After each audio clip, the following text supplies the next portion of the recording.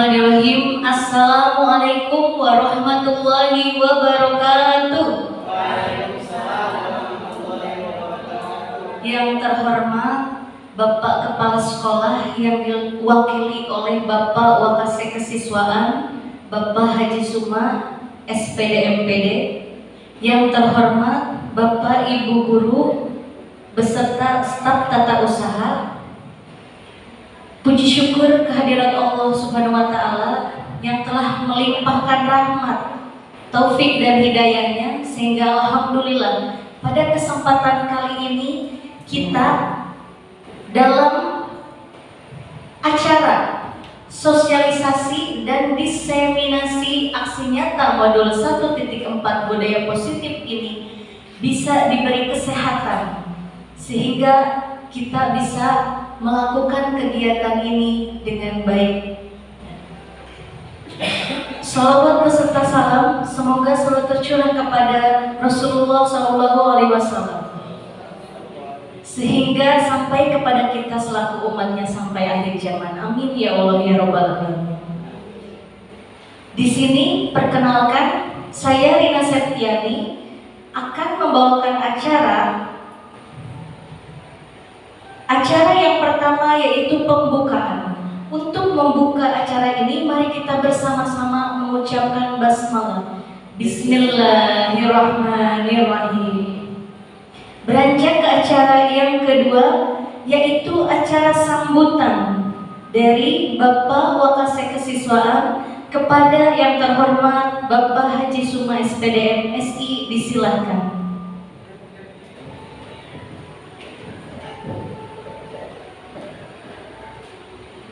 Bismillahirrahmanirrahim.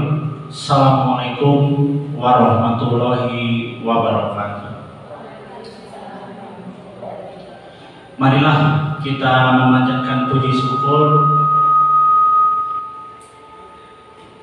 kepada Allah Subhanahu wa Ta'ala karena berkat dan ridhonya pada kesempatan siang ini kita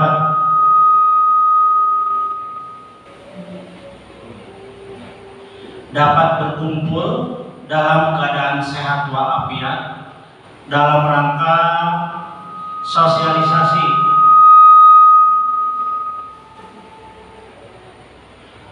dan diseminasi aksi nyata modul 1.4 budaya positif di SMK Negeri 1 Kertajati Kabupaten Majalengka yang nanti akan disampaikan oleh CGP Ibu Hayati Amalia SPD.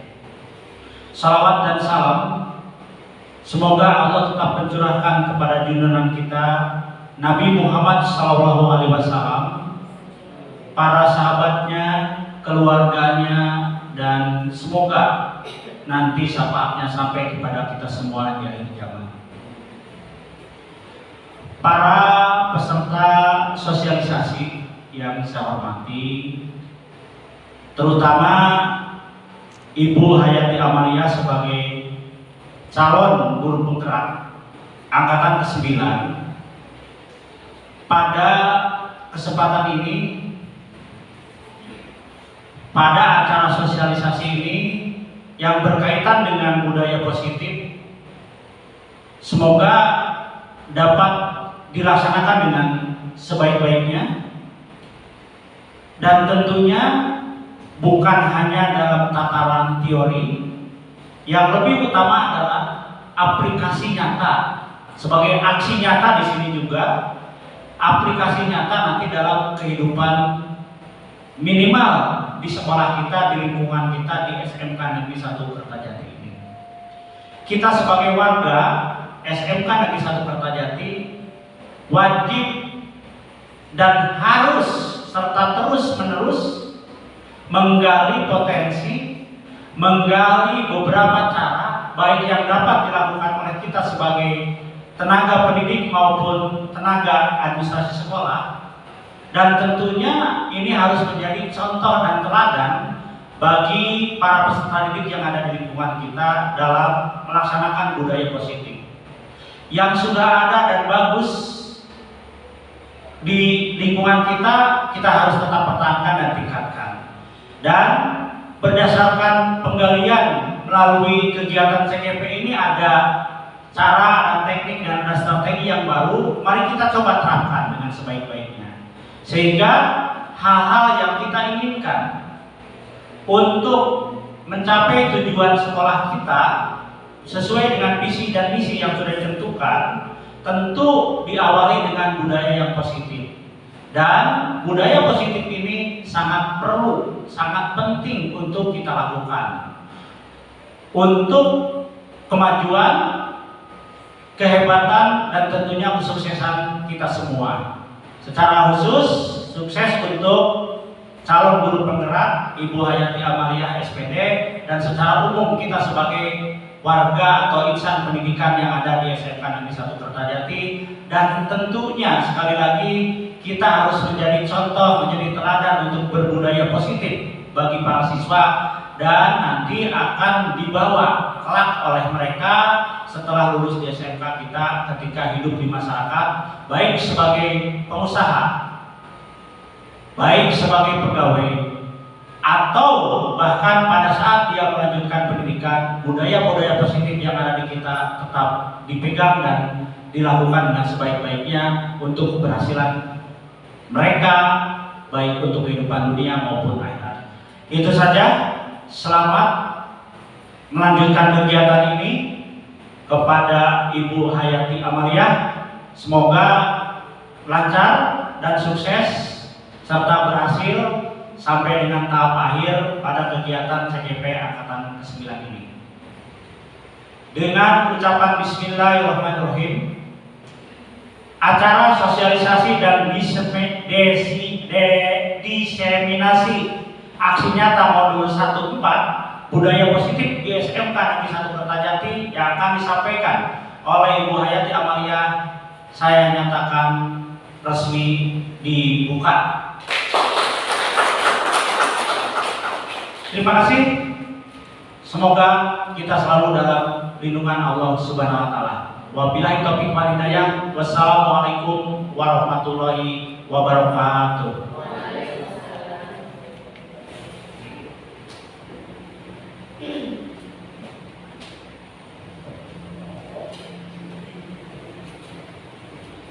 Terima kasih kepada yang terhormat Bapak Haji Suma SPD, MPD, yang sudah memberikan sambutan yang begitu memotivasi kepada kita, yakni tentang menggali potensi diri. Mudah-mudahan kita bisa mengikuti jejak rekan kita Ibu Hayati Amalia untuk menjadi seorang guru penggerak. Baik, beranjak ke acara berikutnya, acara yang ketiga, yaitu acara inti, yakni pemaparan materi oleh Ibu Hayati Amalia SPD. Kepada beliau dipersilakan.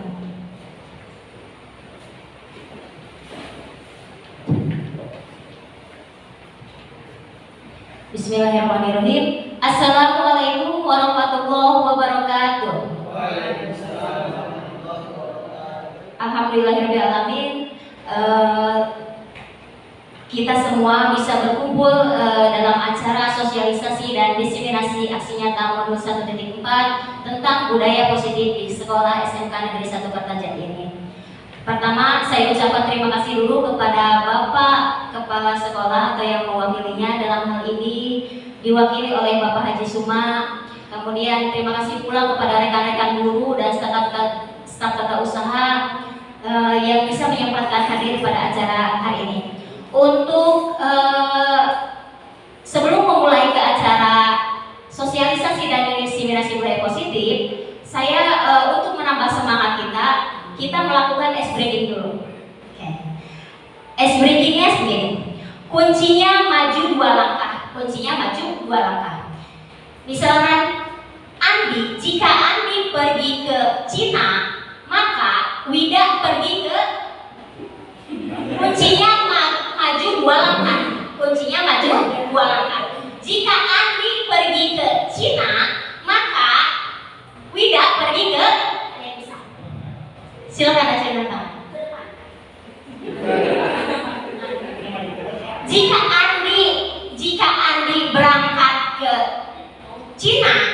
Andi berangkat ke Cina, maka Wida Polandia. Kurang tepat. Jordania, pinter. Kuncinya maju 2 langkah. Maju 2 langkah. Andi pergi ke Cina. Maka Wida pergi ke Yordania. Kuncinya maju 2 langkah. Oke, udah paham? Kuncinya maju 2 langkah.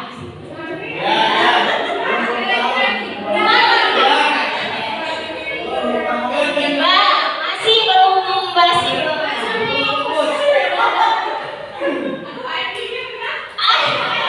Bukan masalah IQ, masalah konsentrasi. Jika Ibu Iin pergi ke Jakarta, maka Ibu Regi pergi ke Tarik kolor. pergi ke Turki. Taiwan. Kenapa bisa ke Taiwan?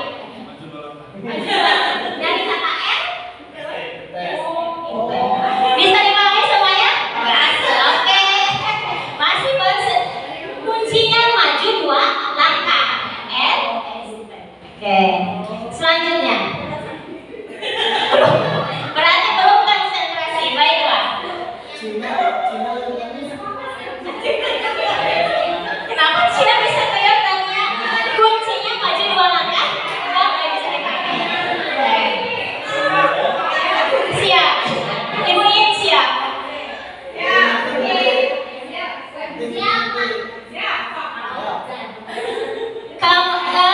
Selanjutnya, jika Ustadz Wawan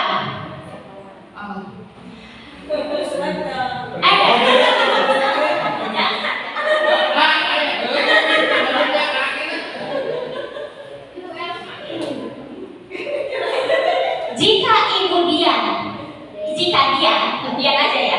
Jika Dian pergi ke Filipina, maka siapa yang mau disebut? Maka Ibu Elma pergi ke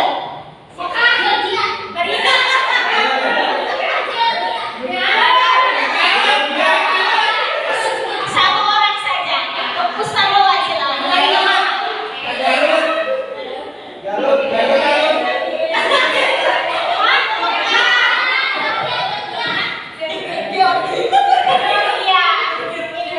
Georgia. Ada yang mau lagi? Garut bisa, mau ke Garut, mau ke Jadian. Bisa dipakai bisa? Bisa. Kuncinya maju 2 langkah. Satu lagi. Kuncinya maju 1 langkah saja.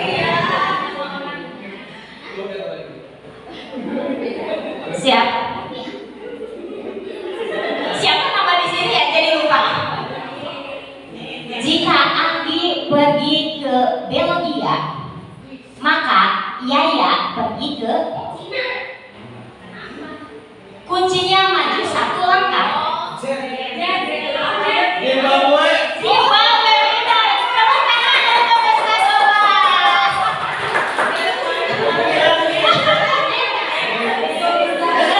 Gedung saya tidak bisa memaksa. Zimbabwe. Oke, tepuk tangan untuk kita semua. Baik Bapak Ibu, kita mulai. Mohon maaf siang-siang dipaksa untuk memikir apa bednya.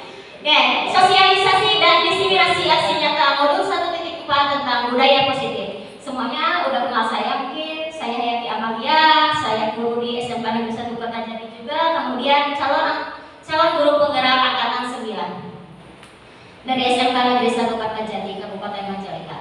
Kemudian apa sih tujuan dilakukannya kegiatan ini? Adapun tujuannya yaitu mengimplementasikan pemahaman terkait budaya positif yang dapat membantu murid belajar dengan aman dan nyaman sesuai filosofi Ki Hajar Dewantara. Kemudian tidak hanya itu, mendapat kesempatan juga untuk membagikan pemahaman pengalaman kepada guru di sekitar saya. Selanjutnya, apa sih yang akan kita bahas selama seminar ini? Selama 1 jam ke depan atau lebih mungkin. Konsep inti dari budaya positif ini ada 8. Yang pertama, perubahan Yang kedua adalah disiplin positif. Yang ketiga adalah nilai-nilai kebajikan. Selanjutnya ada kebutuhan dasar manusia. Kemudian selanjutnya ada motivasi perilaku manusia. Kemudian posisi kontrol guru. Kemudian ada keyakinan kelas, dan yang terakhir adalah segitiga restitusi. Yang pertama ada pembelajaran dengan paradigma baru.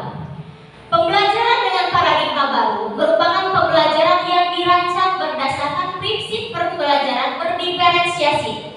Bapak Ibu, ada yang ingat pembelajaran berdiferensiasi itu apa?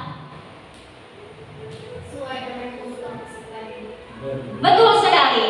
Pembelajaran berdiferensiasi adalah pembelajaran yang sesuai dengan kebutuhan peserta didik. Peserta didik satu kelas itu bisa sama atau tidak?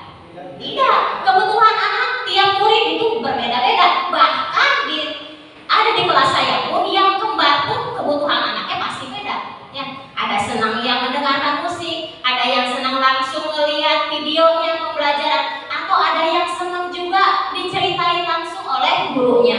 Berbeda-beda. Maka dari itu pembelajaran berdiferensiasi ini peserta didik sesuai dengan kebutuhan berdasarkan tahap perkembangan sesuai dengan teori psikologi modern, yaitu untuk mewujudkan profil pelajar Pancasila.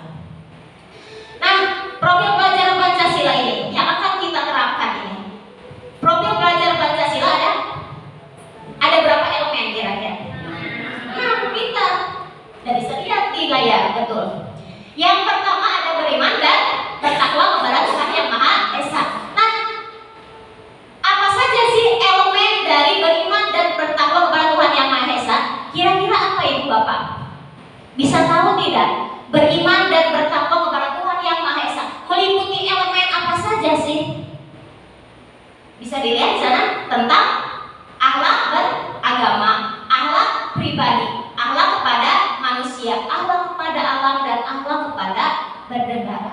Gitu ya. Jadi semua elemen di sini dicakup oleh beriman dan bertakwa kepada Tuhan Yang Maha Esa. Kemudian selanjutnya ada berkebinekaan global. Berkebinekaan global ini berarti mencakup elemen tentang pentingnya mempertahankan budaya luhur, lokalitas dan identitas Indonesia sambil tetap berpikiran terhadap terbuka dalam berinteraksi dengan budaya lain. Kemudian ada mandiri, kemudian ada gotong royong, berarti kemampuan bergotong royong dan berkolaborasi dengan sesama. Kemudian ada berpikir kritis, berarti bisa menganalisis, bisa mengevaluasi. Kemudian ada juga kreatif, yaitu memiliki kemampuan berkreasi dan menghasilkan karya orisinal, bermakna dan bermanfaat. Selanjutnya, miskonsepsi tentang teori kontrol. Nah, Bapak Ibu, biasanya kita sebagai guru ini seringkali melakukan teori kontrol. Udah sesuai belum kira-kira teori kontrol yang kita terapkan? Guru mengontrol murid. Kemudian semua penguatan positif, efektif, dan bermanfaat itu ternyata hanya ilusi di belakang. Kemudian kritik dan membuat rasa bersalah mampu menguatkan karakter. Sebenarnya kamu itu jangan kayak gitu. Nah, perlakuan kamu itu jelek atau tidak sesuai. Nah, sebenarnya itu hanya ilusi. Kemudian orang dewasa berhak memaksa. Saya sudah dewasa. Pengalaman saya itu lebih banyak daripada kalian. Benar atau salah? Berkata seperti itu. Kurang tepat itu hanya ilusi ya. Kemudian selanjutnya, nah sekarang mengubah paradigma stimulus respon ke teori kontrol. Stimulus respon dan teori kontrol, apa sih perbedaannya? Dalam teori stimulus respon, realitas atau kebutuhan kita sama. Jadi kebutuhan setiap murid sama. Padahal aslinya, realitasnya kebutuhan kita adalah berbeda. Bahkan untuk anak yang kembar pun kebutuhannya berbeda seperti itu. Semua orang melihat hal yang sama. Setiap orang memiliki gambaran yang berbeda jelasnya. Kita mencoba mengubah orang agar berpandangan sama dengan kita. Bisa tidak? Tidak. Menurut orang itu mah perbuatan seperti itu kan benar, tapi belum tentu menurut orang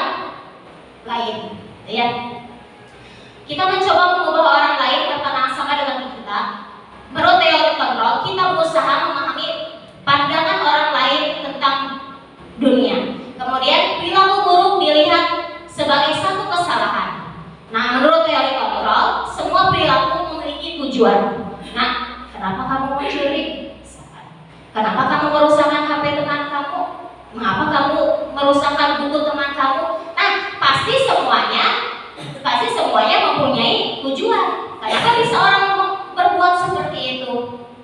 Kemudian selanjutnya orang lain bisa mengontrol saya. Nah, menurut teori kontrol, hanya Anda yang bisa mengontrol diri Anda sendiri. Coba begini. Kalian, teman-teman, ibu-ibu dan bapak-bapak di sini, coba pejamkan matanya. Pejamkan matanya. Tutup serapat mungkin. Tutup seberapat mungkin. Jangan sampai ada orang lain bisa membuka mata bapak ibu semua. Silakan. Tutup matanya.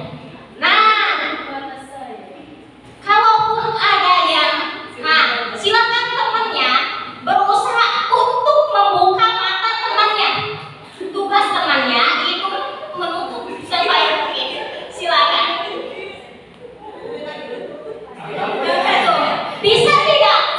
Bisa tidak ibu bapak di sini memaksa teman ibu bapak untuk membuka matanya? Tidak bisa. Karena kontrolnya ada di dalam diri kita, ya. Kepalkan tangannya. Ibaratkan di genggaman ibu bapak ini adalah orang yang sangat berharga sekali di diri ibu bapak, baik itu suami ataupun istrinya,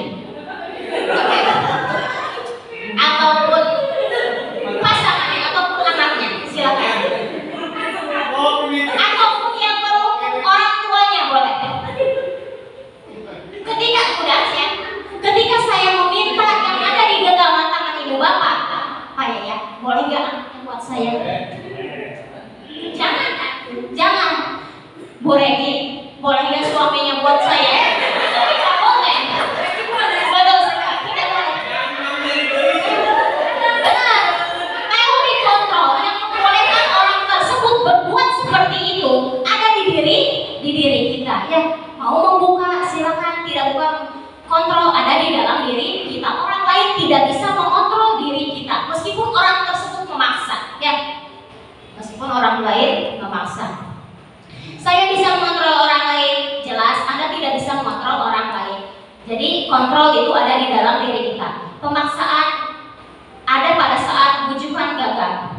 Buat saya lah anaknya, nggak bisa kan? Ya. Kolaborasi dan konsensus penciptaan pilihan-pilihan baru. Kemudian model berpikir menengah atau kalah. Kalau teori kontrol itu model berpikir menang-menang, ya. Nah, yang kedua masuk ke disiplin positif. Disiplin berasal dari kata disiplina yang artinya belajar. Disiplin mengacu kepada disiplin diri yang memiliki tanggung jawab terhadap apa yang dilakukannya berdasarkan nilai-nilai yang diyakini. Disiplin positif merupakan salah satu cara penerapan disiplin yang bertujuan untuk menumbuhkan kesadaran serta memperdayakan peserta didik tanpa imbalan penghargaan ataupun reward, ancaman ataupun hukuman. Sebagai pendidik, tujuan kita adalah menciptakan peserta didik yang memiliki disiplin diri sehingga mereka berperilaku mengacu kepada nilai-nilai kebajikan universal dan memiliki motivasi intrinsik dan perubahan berperilaku ke arah yang lebih baik. Yang ketiga ada nilai-nilai kebajikan. Nilai-nilai kebajikan universal disepakati dan disetujui bersama.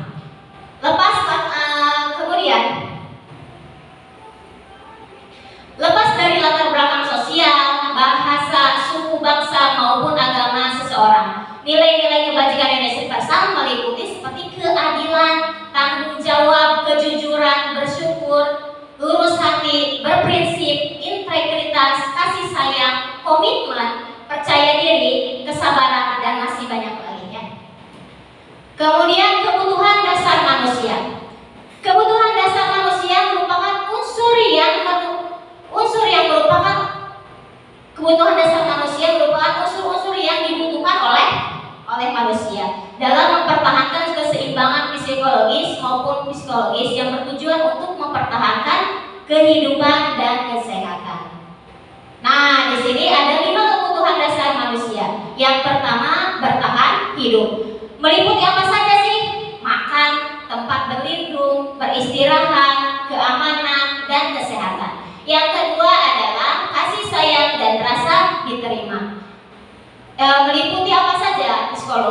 kasih sayang, rasa diterima oleh orang lain. Kemudian penguasaan, harga diri, keinginan untuk dianggap, memimpin, berpartisipasi, diakui dan didengar. Yang keempat, kebebasan, yaitu meliputi mandiri, memiliki pilihan, mencoba hal baru, mampu mengendalikan arah dirinya. Yang kelima adalah kesenangan, yaitu bermain, humor, antusias. Saya punya kata-kata ini. Dengerin saya dong, kira-kira kebutuhan dasar yang mana? Saya mau cerita nih, ibu-ibu, teman-teman. Saya punya gosip, misalkan. Nah, kira-kira kebutuhan dasar manusia yang mana sih? Kalau kata-katanya seperti itu,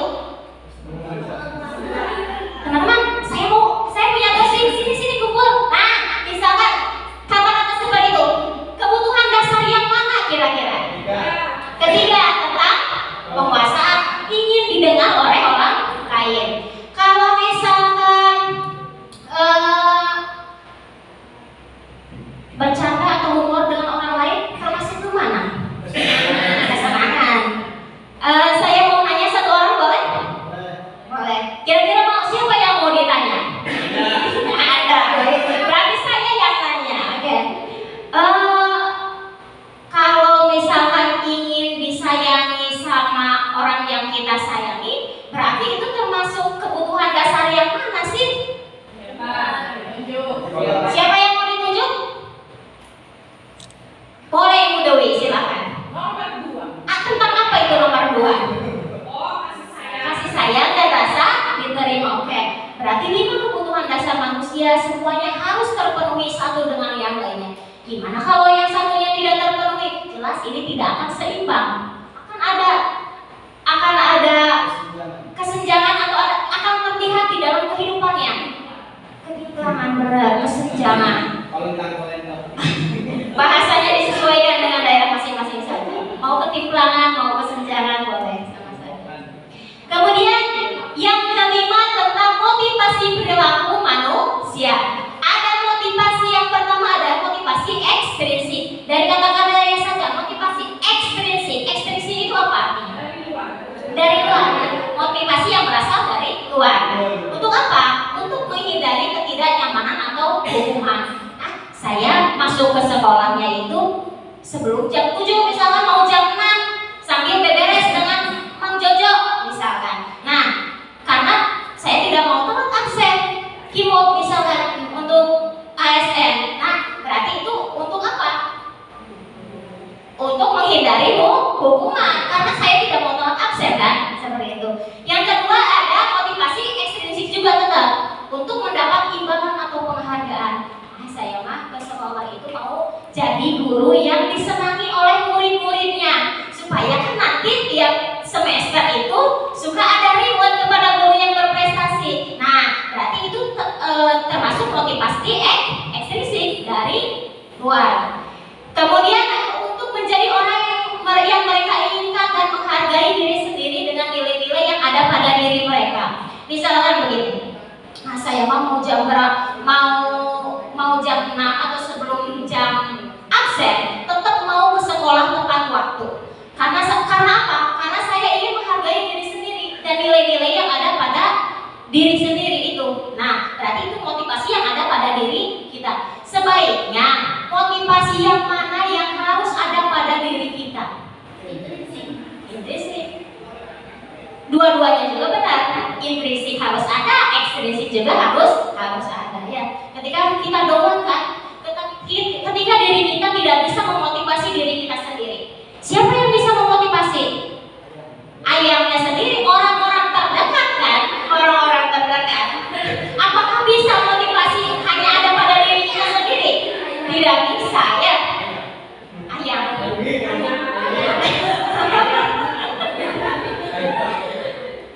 Ya, bisa dari ayam atau siapapun orang-orang terdekat itu termasuk motivasi ekstrinsik.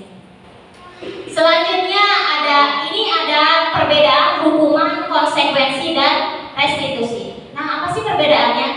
Untuk hukuman itu tidak ada rencana atau tiba-tiba. Misalkan ibu bapak melihat anak berpakaian tidak sesuai dengan pakaian yang diharuskan untuk hari itu, silakan. Atau melanggar, misalkan anak itu mencuri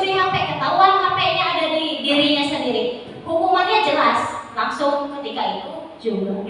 Kemudian murid tidak tahu apa yang akan terjadi atau tidak dilibatkan untuk hukuman. Kemudian bersifat satu arah. Biasanya hukuman itu dari siapa? Dari yang di atas kita, pimpinan ya. Kemudian selanjutnya berupa hukuman fisik atau psikis. Kamu melanggar tidak pakai baju, silakan keliling lapangan misalnya selama 50 kali. Itu termasuk hukuman. Yang selanjutnya ada konsekuensi. Konsekuensi itu terencana akan disepakati sesuai dengan peraturannya. Kemudian murid tetap dibuat tidak nyaman. Tetap konsekuensi itu meskipun sudah disepakati secara bersama, tetap untuk pelaku yang membuat kesalahan itu jelas akan tidak nyaman. Sikap guru selalu memonitor murid. Kemudian yang selanjutnya ada restitusi. Apa sih restitusi itu? Restitusi adalah proses menciptakan kondisi bagi murid untuk memperbaiki kesalahan. Proses kolaborasi yang mengajarkan murid untuk mencari solusinya sendiri. Nah, posisi kontrol sekarang. Maju ke posisi kontrol. Ada 5 posisi kontrol guru. Ibu bapak harus diingat ini. Kira-kira kita itu ada di posisi mana sih? Posisi kontrol guru itu yang pertama ada sebagai, mau dari mana dulu nih? Pembuat rasa bersalah. Yang kedua ada sebagai penghukum. Yang ketiga ada sebagai teman. Yang selanjutnya ada sebagai pemantau dan yang terakhir ada sebagai manajer. Contoh penerapan posisi kontrol guru. Kasusnya seperti ini. Siswa tidak memakai atribut lengkap saat upacara bendera. Kalau ibu bapak memposisikan diri sebagai penghukum, maka biasanya ibu bapak ini akan memberikan hukuman hormat pada bendera selama 1 jam. Berarti itu sebagai penghukum. Selanjutnya ada sebagai pembuat merasa bersalah. Nah, ingat kasusnya adalah siswa tidak memakai atribut saat upacara bendera. Pembuat rasa bersalah itu bagaimana sih posisi kontrol yang dilakukannya oleh guru tersebut? Yaitu berapa kali atau ibu bapak harus memberitahukan, selalu saja mengecewakan ibu bapak. Nah, itu sebagai pembuat merasa bersalah. Kemudian selanjutnya, kalau sebagai teman, tindakannya seperti apa contohnya? Ayo dong, ikuti aturan. Gimana? Ayo dong, ikuti aturan sekolah. Tolong bantu bapak ibu, ya. Ya sudah, tidak apa-apa. Lain kali jangan seperti ini lagi. Berarti itu sebagai teman. Nah, kemudian selanjutnya sebagai pemantau. Kamu sudah melanggar peraturan sekolah. Kamu tahu konsekuensinya. Setelah upacara, kamu beri atribut untuk kooperasi dan jangan diulangi lagi. Ini sebagai pemantau. Kemudian terakhir sebagai manajer. Kalau sebagai manajer, nah, apa kamu tahu kesalahanmu apa? Kira-kira bagaimana sih kamu memperbaiki kesalahanmu? Apa kira-kira cara yang bisa memperbaiki kesalahanmu? Jadi dikembalikan lagi kepada siswanya, benar. Siswa yang melanggar, siswa sendiri yang tahu bagaimana cara memperbaiki dirinya sendiri. Kemudian selanjutnya ada posisi kontrol. Apakah kamu? Boleh dilihat Bapak Ibu di sini. Nanti dijawab. Minta perhatiannya. Posisi kontrol apakah kamu? Saya kecewa sekali dengan kamu. Kira-kira posisi kontrol sebagai apa ini? Pembuat rasa bersalah. Kita cek jawabannya, benar atau tidak. Pembuat rasa bersalah. Bagus sekali Ibu Bapak. Kemudian ada ini lagi. Kamu tidak pernah melakukannya. Kamu tidak pernah benar melakukannya. Kamu selalu salah. Kira-kira posisi kontrol apa ini? Kita cek sebagai penghukum, benar atau salah. Betul sekali Bapak Ibu.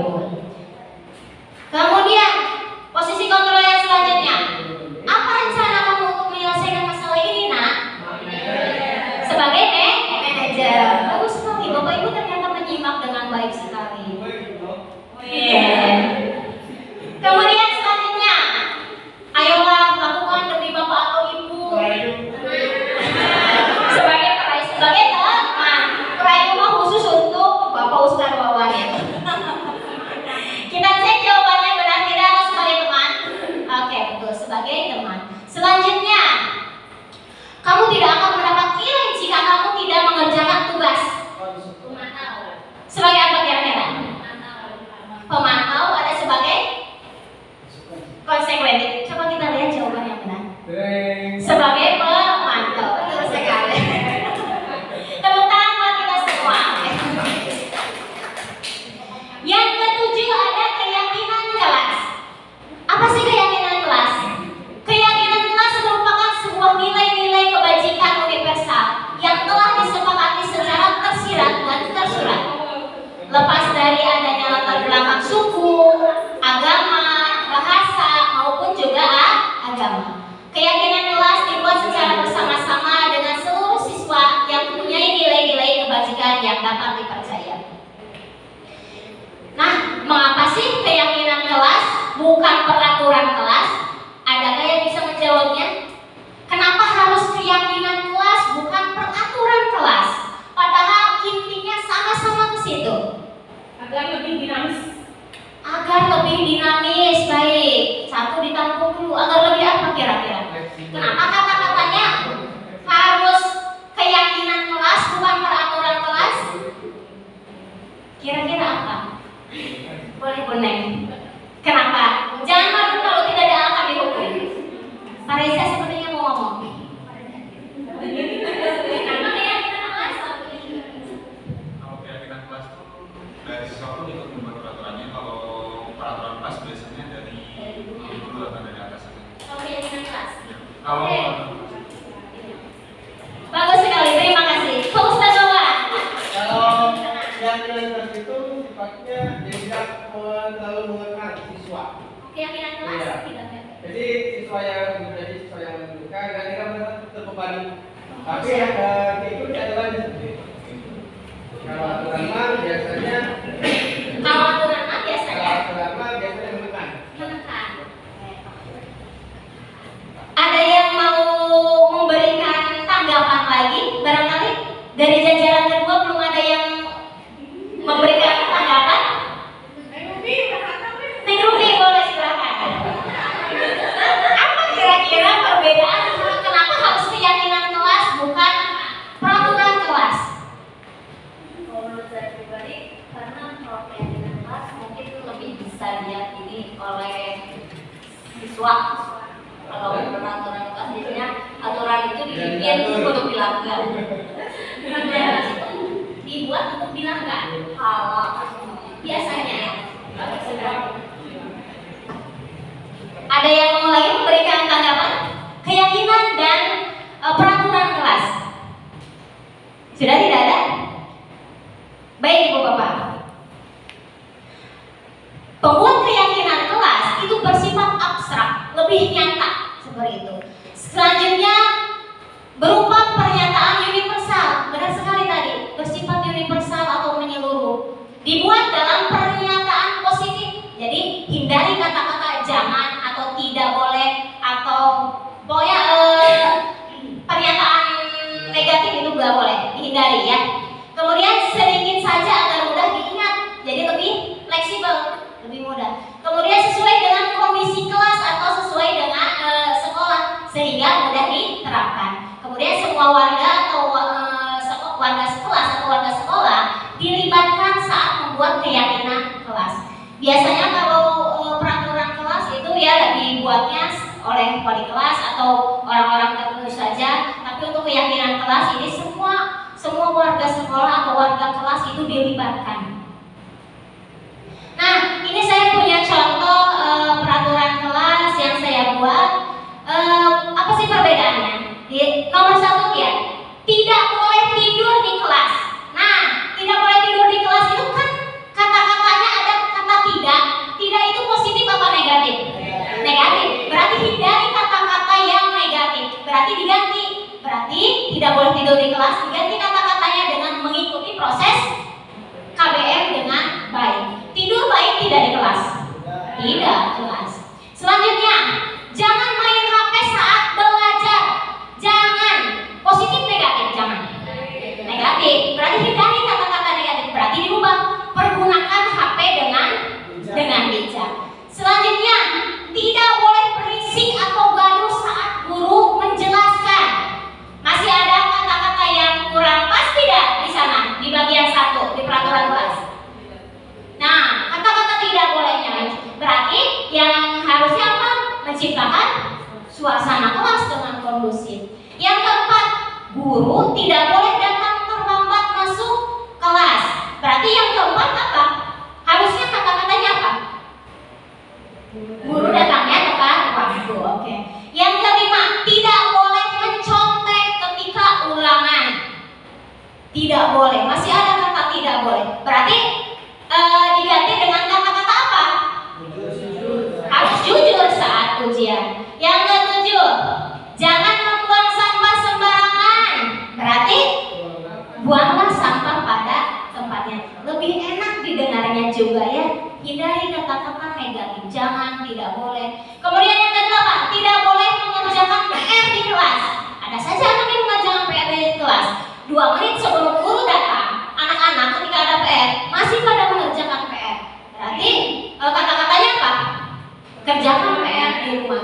Namanya juga PR, pekerjaan rumah kan. Kemudian selanjutnya, tidak boleh bolos atau hadir tanpa alasan. Berarti selalu hadir di kelas. Kemudian selanjutnya, baju tidak boleh dikeluarkan. Nah, berarti kata-kata yang keyakinan kelasnya yaitu berpakaian rapi. Oke, yang kedelapan yaitu mengenai segitiga restitusi. Apa sih segitiga restitusi? Sebelum saya ke situ, ada yang tahu dulu nggak segitiga restitusi itu apa? Suatu proses apa? Boleh dibuka saja langsung. Suatu proses dialog yang dijalankan oleh guru agar dapat menghasilkan murid yang mandiri dan bertanggung jawab. Segitiga, berarti ada 3 kan? Nah, dari segitiga ini, lihat garisnya putus-putus apa nyambung? Nyambung kan? Berarti satu dengan yang lainnya itu harus berkesinambungan. Tidak boleh ada stop di yang nomor 1 saja atau 1, 2 saja. Ketiganya itu harus nyambung ya. Yang segitiga restitusi itu yang pertama ada menstabilkan identitas. Misalnya ini kata-katanya, jika ada anak yang melakukan kesalahan, setiap orang pernah melakukan kesalahan. Begitupun dengan ibu. Nah, kamu bukan satu-satunya yang pernah melakukan kesalahan, nak. Orang lain pun banyak yang melakukan kesalahan. Nah, guys, sampai sampai sini baik. Benar atau salah? Salah. Anak akan lebih mohon. Saya didukung oleh ibu. Salah ya. Malah didukung guru nak ya. Salah. Oke. Nah, kamu kenapa tidak sholat duha? Bu, saya mah tadi lagi mager misalkan, pengen di kelas aja. Oh, nah, kamu bukan satu-satunya yang melakukan kesalahan tersebut. Nah, kalau sampai di sini poin yang lain tidak dikembangkan, maka anak akan melakukan kesalahan terus-menerus. Bahkan saya merasa didukung oleh ibu atau bapak guru kan. Maka ada langkah selanjutnya, yang langkah yang kedua yaitu validasi tindakan yang salah. Nah, kenapa kamu tidak melakukan sholat duha? Bu, saya tadi males, saya tadi merasa lemes sekali, saya tidak ada motivasi, saya diputusin ayah misalkan. Nah, gak apa-apa nak, bukan kamu satu-satunya yang melakukan kesalahan tersebut. Lanjut lagi berarti ke tindakan selanjutnya yang bapak ibu harus terapkan, yaitu validasi tindakan yang salah. Nah, kamu tentu punya alasan mengapa melakukan tersebut. Kemudian adakah cara yang lebih efektif untuk mendapatkan apa yang kamu butuhkan? Nah, contohnya seperti itu. Kemudian selanjutnya yang ketiga adalah menayangkan keyakinan tersebut. Keyakinan apa kira-kira yang sudah kamu langgar? Bu, saya tidak disiplin, saya tidak mengikuti sholat duha atau pelajaran dengan baik. Nah, tanyakan keyakinan kelas yang sudah kita buat sebelumnya. Kamu ingin menjadi seperti apa sih nak? Jadi dikembalikan lagi, mereka yang melakukan kesalahan, mereka pula yang sebetulnya punya solusi untuk diri mereka sendiri. Ya. Nah, saya punya contoh di sini. Saya punya contoh penerapan segitiga restitusi. Mohon maaf kalau tidak jelas. Ya, di YouTube saja.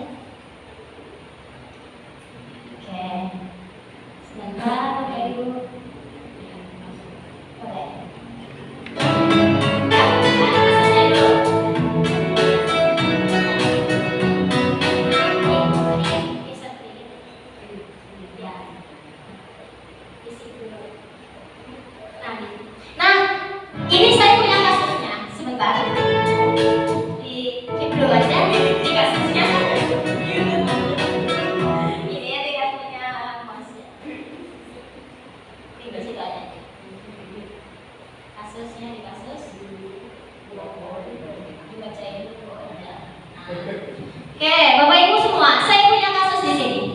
Selasa siang, saya sendiri tidak mengajar pelajaran IPAS di kelas 10 TKRD karena harus mengikuti pendampingan individu 2. Perlu Ibu Bapak ketahui, pendampingan individu itu berlangsung 3-4 jam. Ya.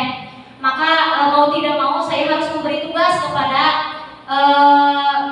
peserta didik saya seperti itu.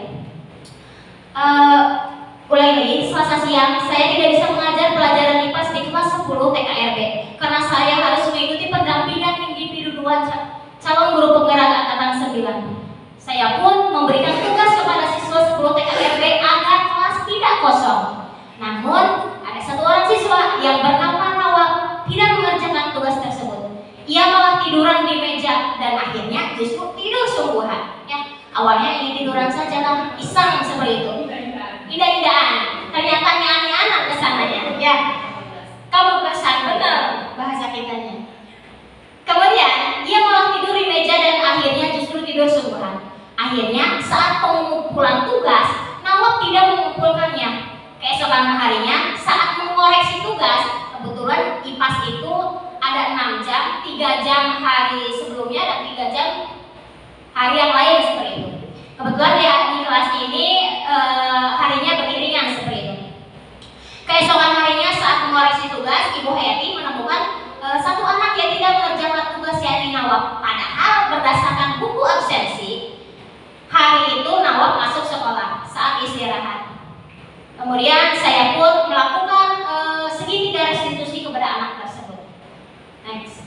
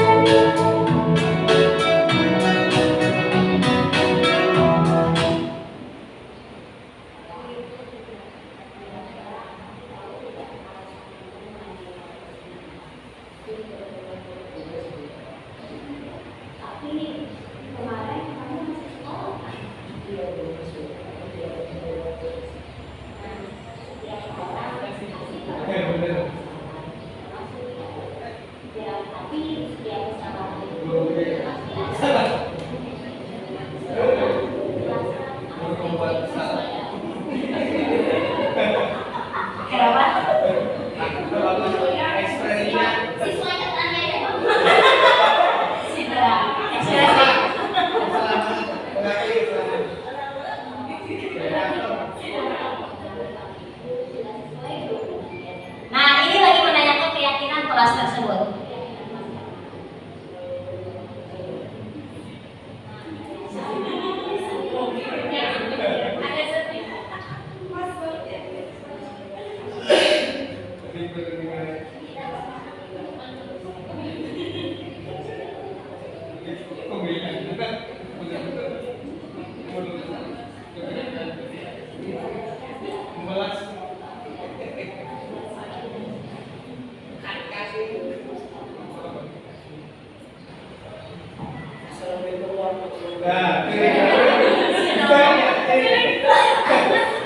Sudah divalidasi. Senang sekali, bukan sedih, Pak Ustaz. Senang sekali dia. Deg-degan. Kalau gitu. Ada lagi kasus yang kedua.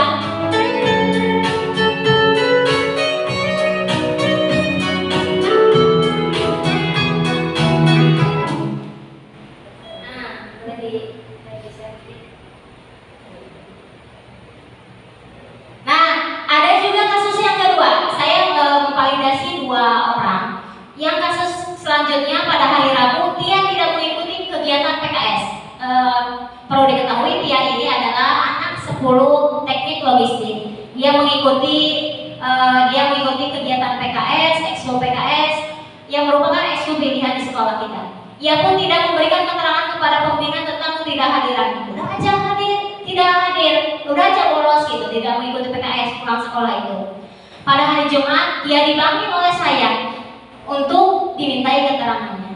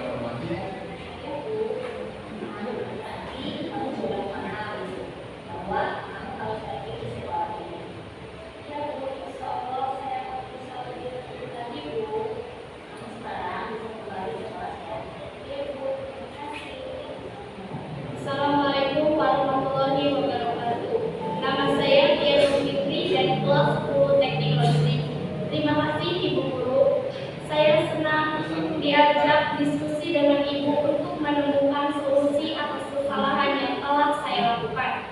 Saya tidak akan bolos mengikuti eskul lagi karena ikut ayah berbelanja, dan saya akan meminta izin ke depannya apabila ada permintaan dari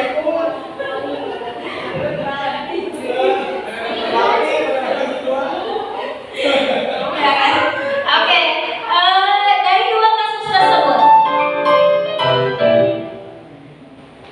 dari dua kasus tersebut, kira-kira apa yang dapat kita ambil pelajarannya?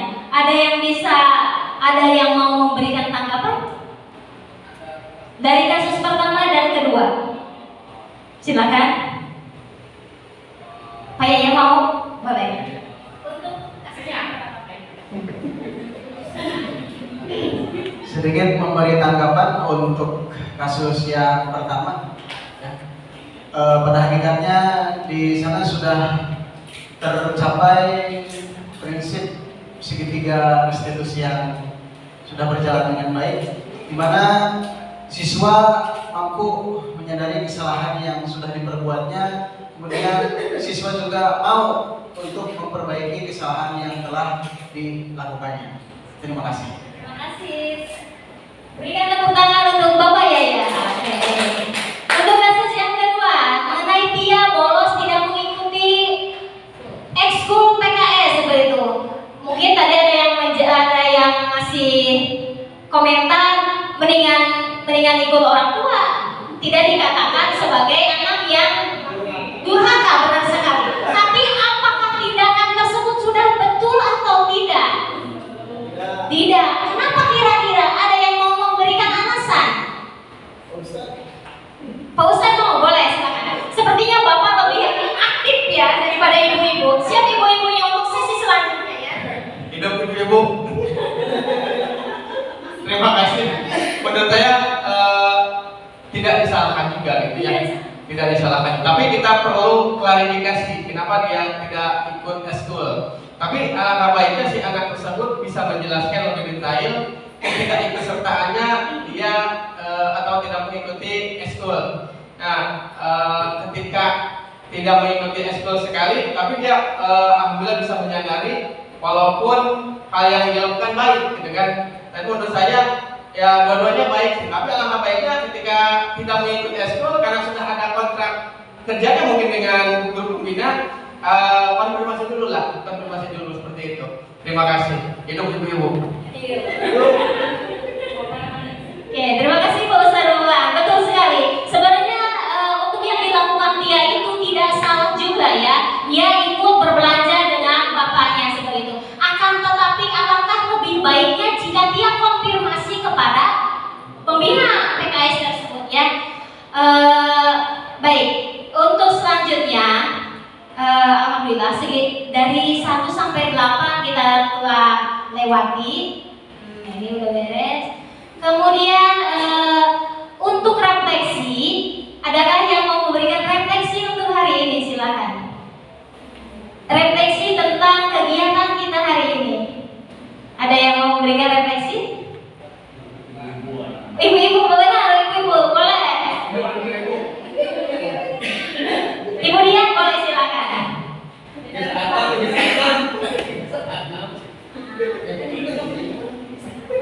Boleh di sini saja sepertinya, biar kelihatan di kamera.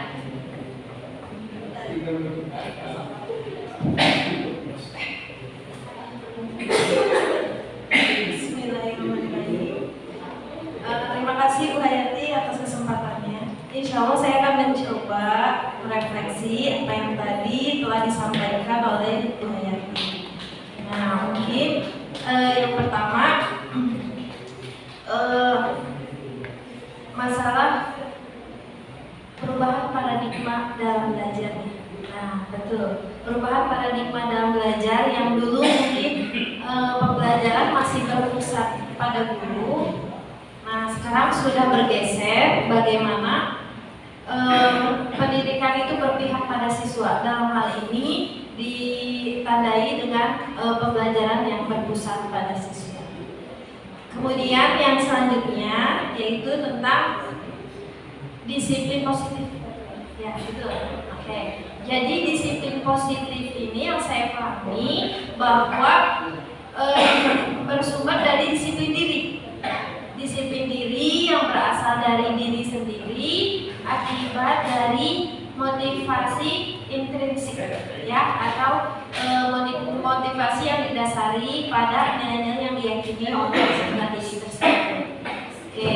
Kemudian selanjutnya ada kebutuhan dasar manusia. Ya. Nah, ada 5 komponen kebutuhan dasar manusia, diantaranya kasih sayang, kemudian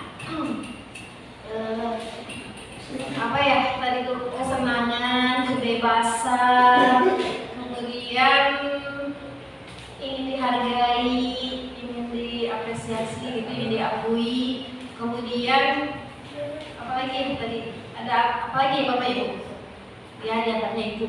Ya. Ya.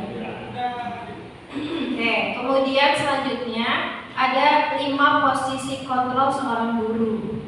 Di antaranya bagi guru posisinya sebagai penghukum, ada yang pemberi rasa bersalah, pemantau, kemudian seorang manajer. Nah, mungkin tadi yang setelah dijelaskan, menurut saya alangkah lebih baik jika guru memposisikan dirinya sebagai manajer. Kemudian selanjutnya ada yang disebut dengan keyakinan kelas. Ya, betul. Jadi yang kita tahu kan sebelumnya peraturan, ya, peraturan. Namun sekarang ada istilahnya keyakinan kelas. Oke. Nah, kalau yang tadi saya banding-banding itu, kalau peraturan itu biasanya yang buat sekolah, ya. Oke, biasanya sekolah, kepala sekolah dan lain-lain. Nah, kalau ini keyakinan kelas itu ternyata dibuat oleh murid-muridnya, oleh siswa itu sendiri. Jadi bagaimana mereka merasa kenyamanan itu di mana, kemudian ditumpahkan lewat keyakinan kelas. Oke. Kemudian setelah itu ada yang disebut dengan segitiga restitusi. Oke, segitiga restitusi. Nah, ini juga baru saya dengar. Ya, jadi restitusi ini ternyata suatu dialog, ya, atau suatu cara penyelesaian dari masalah seorang siswa. Jadi ternyata di sini segitiga itu ternyata ada tiga langkah untuk menyelesaikan masalah. Yang pertama itu menetralkan identitas, yang kedua itu memvalidasi kesalahan, dan yang ketiga menanyakan keyakinan. Mudah-mudahan nanti kurang lebih refleksinya seperti itu. Terima kasih Bu Hayati atas pemaparannya. Wassalamualaikum warahmatullahi wabarakatuh. Terima kasih Ibu Dian yang telah menyampaikan refleksinya. Baik, untuk selanjutnya, saya meminta Ibu Bapak yang hadir di sini untuk menuliskan budaya positif apa sih yang harus dibangun di sekolah kita. Sekolah kita itu inginnya seperti apa menurut Bapak Ibu semua? Di sini saya akan bagikan satu orang satu. Silakan tuliskan keinginan atau budaya positif yang harus ada di sekolah kita.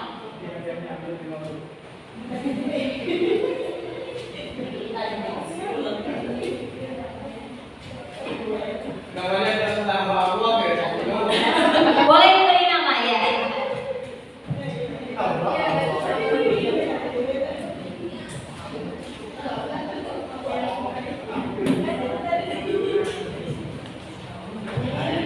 Baik, nanti yang sudah boleh ditempelkan di sebelah kiri saya di sana.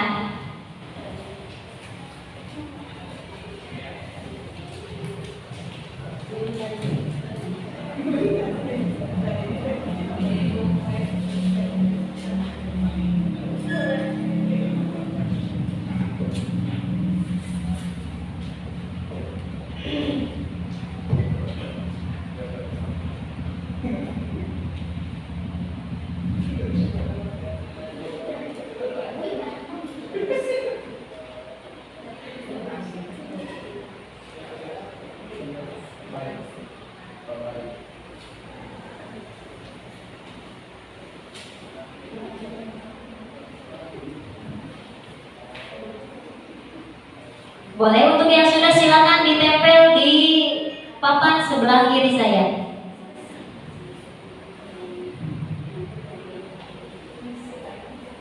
Nanti insya Allah budaya positif yang Bapak Ibu tulis di sini akan saya sampaikan kepada Bapak Kepala Sekolah.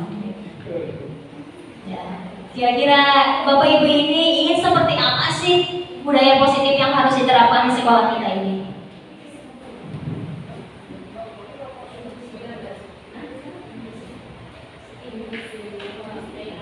English Day boleh, silakan.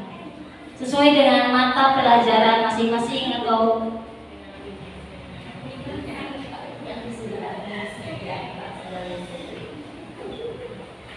silakan yang sudah boleh disimpan di papan sebelah kiri saya. Boleh mungkin didokumentasikan. Terima kasih Ibu Dian selaku guru SMK Negeri 1 Kertajati. Boleh ditempel silakan ya sudah. Ini Pak Reza boleh.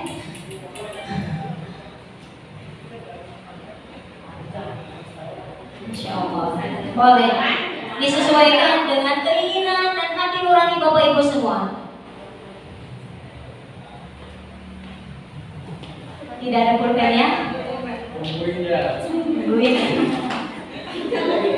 Terima kasih Bapak Reza.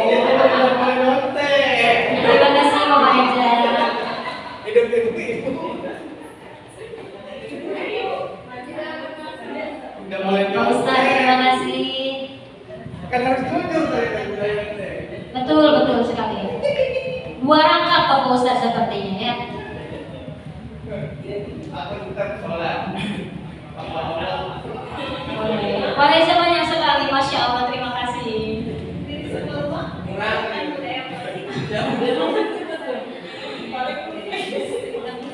Di mana nempelnya Bu Haji? Kalau dibalik, jangan dibalik Bu Haji, mohon maaf.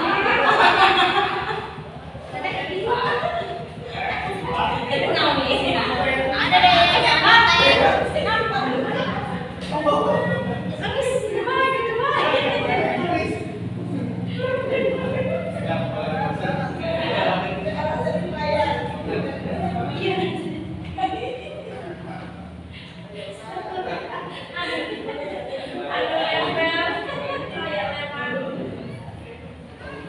Tetap makan sekali. boleh kalau sudah silakan kembali ke tempat duduknya masing-masing.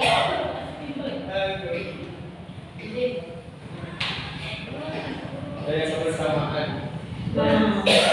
Alhamdulillahirobbilalamin, acara tentang sosialisasi tentang budaya positif di sekolah kita telah selesai. Saya selaku pemateri gitu ya, saya selaku pembuat acara ini mohon maaf apabila ada kesalahan dan terima kasih atas kontribusi Bapak Ibu semua. Mudah-mudahan acara ini bermanfaat. Diakhiri, wassalamualaikum warahmatullahi wabarakatuh. Oh ya, sedikit motivasi dari saya.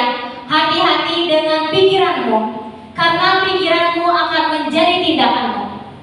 Hati-hati dengan tindakanmu, karena tindakanmu akan menjadi kebiasaanmu. Hati-hati dengan kebiasaanmu, karena kebiasaanmu akan menjadi karaktermu. Hati-hati dengan karaktermu, karena karaktermu akan menjadi sifatmu. Dan hati-hati dengan sifatmu, karena sifatmu akan menjadi penentu keberhasilanmu. Terima kasih. Assalamualaikum warahmatullahi wabarakatuh.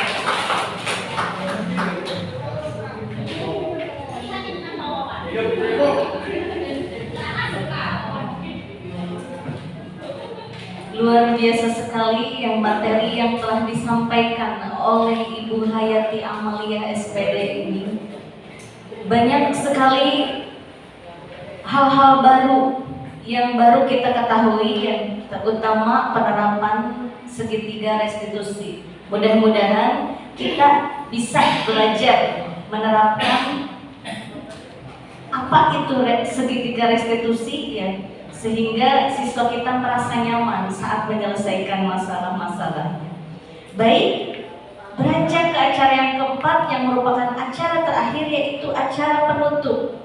Saya ucapkan terima kasih kepada Bapak Ibu yang sampai telah mengikuti kegiatan ini sampai terakhir ya. Alhamdulillah sekali. Mohon maaf apabila apa yang saya sampaikan ada kesalahan ataupun kekurangan. Terima kasih. Akhir kata, wassalamualaikum warahmatullahi wabarakatuh.